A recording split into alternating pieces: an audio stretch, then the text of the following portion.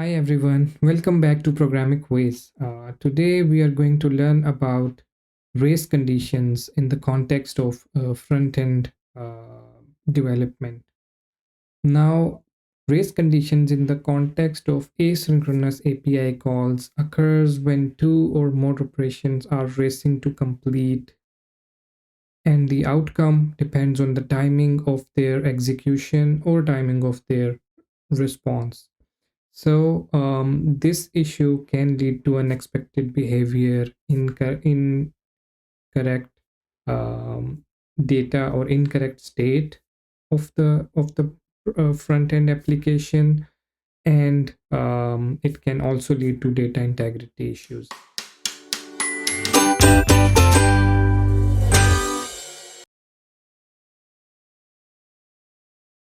Now, why race condition occurs? It's important to understand this concept.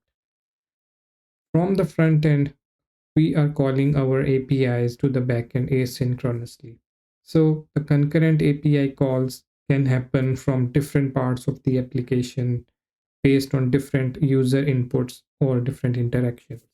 Now, sometimes these API calls are also updating shared resources. For example, common state variable or data structures are being updated when a response comes back from our backend.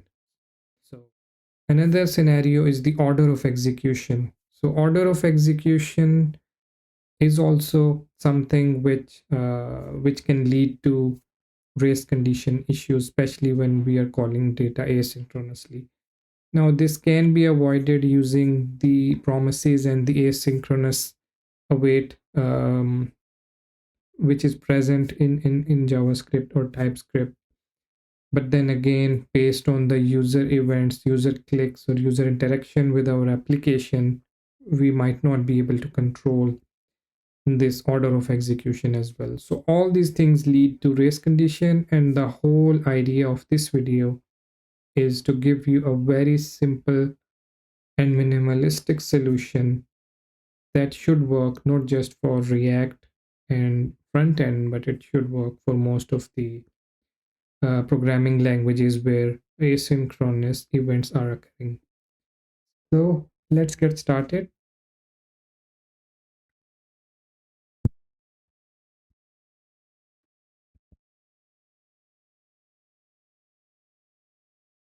Right. First of all, let me try to quickly show you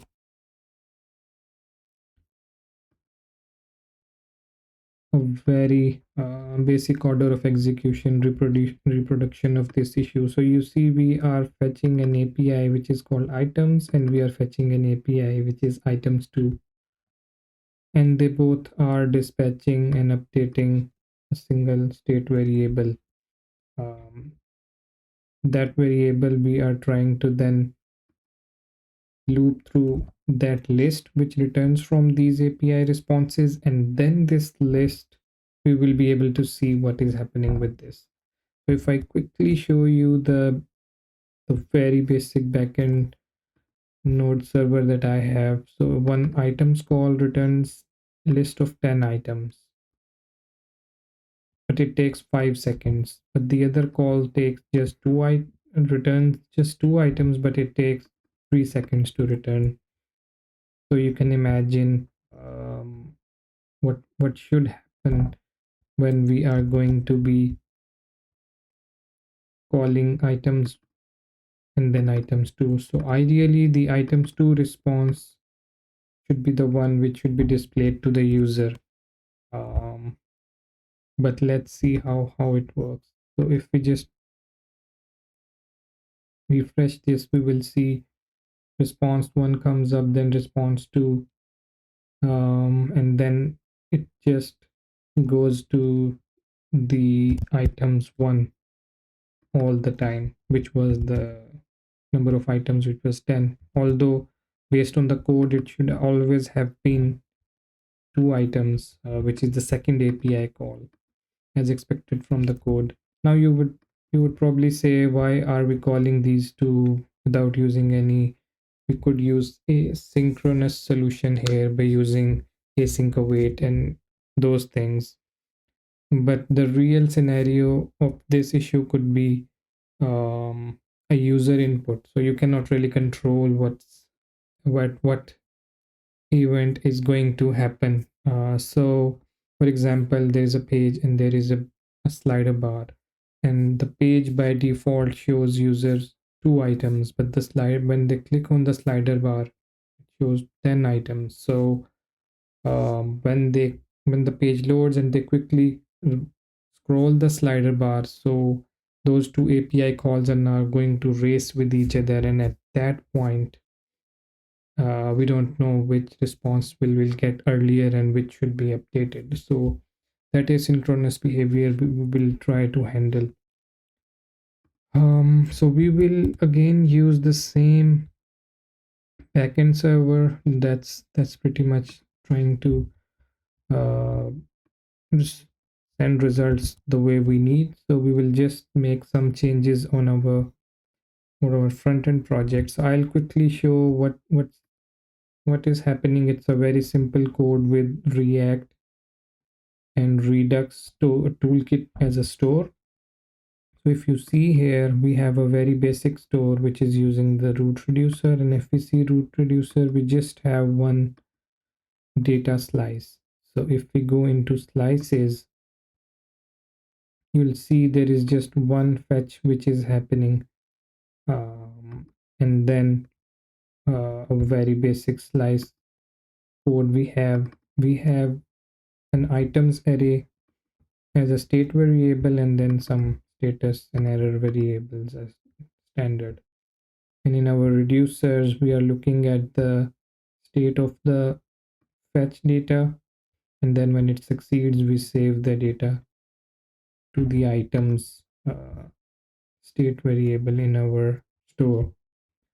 um so that's pretty standard, very basic code. So what we will try to now do is we will try to solve this issue. For the solution, there are a bunch of different ways to do it. I think with the even Redux toolkit as well, there are different ways to cancel your previous request using cancellation token. um, but I'm going to do a very simple implementation which has worked for me until now. So you guys should definitely tell me if this is the right way, or you think there are better ways to solve this issue. So what I have decided to do is I will first go to our component from where we are calling these two requests. So what we need to do is we just need to provide a request ID. Let's just put one here. Although you in a real project you would be either randomly generating it or using any UUID library to generate these request IDs more efficiently. So we have added request ID here. So we don't need anything more from here until now. Let's go to our slice. So what we want to do in our slice is basically, first of all, we need to pass on the request ID to our response. So we will receive the request ID from our parameters, and then we will pass that on to the response. And then in our response, then we will further process that request ID. So let's just pass on the request ID here as well, which should be args dot request ID that we have passed from the component. So this request ID is here. Now the request ID has been passed to our response. Let's create a request ID state variable as well. so that we can use that request ID. Um,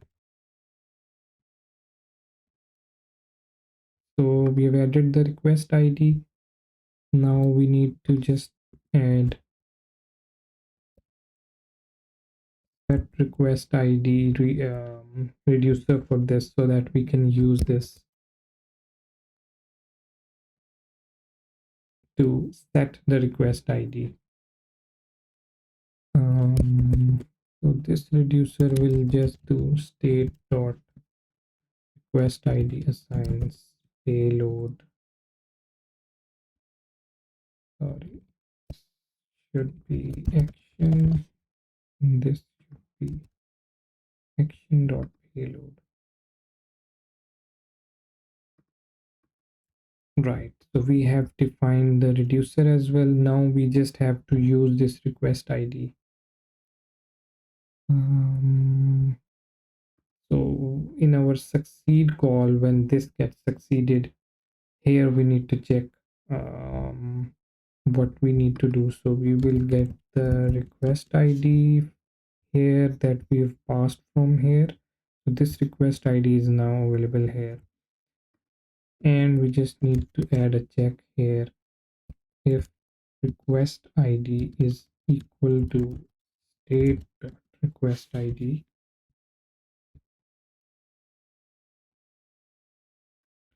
only then it needs to update the state response. Right. And we just need to export our reducer.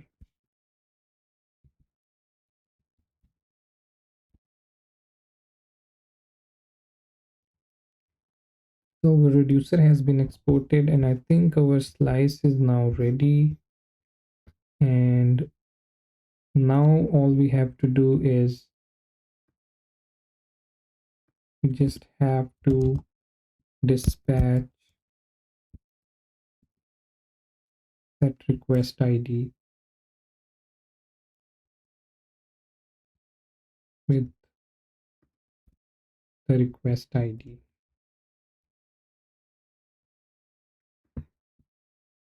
For the first one, and this for the second one. Now let's try to see how things are. And we have got item 1 and item 2, and we are not getting the other response.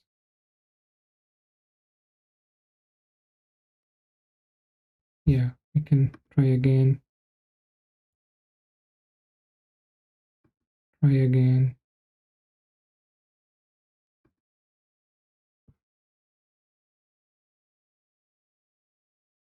Yeah, so that asynchronous behavior with the race condition we have been able to solve just using the request ID state variable, defining in our slice and using that to control the order of the execution or the order of the response that we receive. So by this technique, very simple, very straightforward solution solving this race condition. So in conclusion, understanding and addressing race conditions in asynchronous API calls is crucial for maintaining data integrity and keeping control of the state of the application so that we can provide a seamless user experience and it doesn't interfere with the UI getting rendered again and again and creating a patchy user experience. By employing proper techniques, one of them that we discussed today, using the request ID to control when to update and when to discard the request, we can control and make our application user experience really good. Stay tuned for more in-depth exploration into the world of programming and development. Don't forget to like, subscribe, and hit the notification bell to stay updated with everything happening in the programming world. Happy coding. See you again in the next video. Bye.